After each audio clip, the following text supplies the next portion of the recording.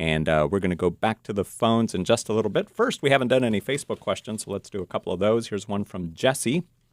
From what I understand, the Dead Sea Scrolls were bits of parchment found near the Dead Sea back in the 40s that had scripture written on them and believed to be dated very far back during Bible times.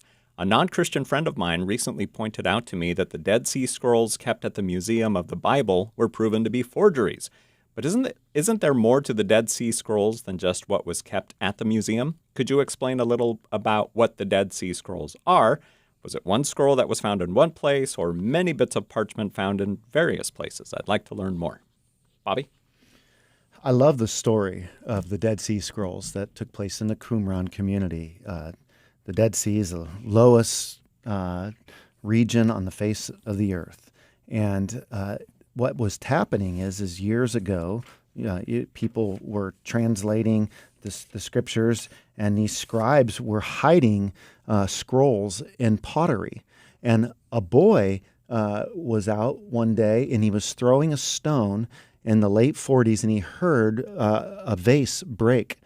And he went up and he noticed that there was some different scrolls in this cave. And there are several different caves that are out there where, archaeologists unearth a whole plethora of scrolls over time. But at the outset, this boy then took these scrolls to a shoe shop, and the shoe shop, the person started taking these parchments and cutting them into leather, cutting the leather out and making shoes and all that out of them, until somebody comes in and goes, wait a second here, and realizes this is really significant. Oh my. And these scrolls date back. They're 1,000 years in some of these. In some instances, they predate our best manuscripts up until this discovery by 1,000 years. So the manuscripts that we were using before this, and they're still used today, is known as the Masoretic text, or the Textus Receptus, or the received texts. And this is what scholars take to translate, from the language into the KJV, King James Version, or the New King James.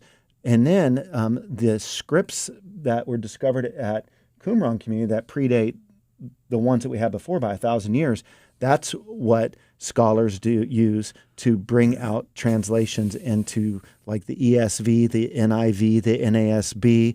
So what's really neat about it is just how similar they are. Now, there's lots of different scribal differences, but nothing earth-shattering to doctrine. And that's what's so amazing. So that's a little bit what's going on there. There has been some controversy around some stuff being proved false, but that has nothing to do with, by and large, the great corpus that was discovered at Qumran.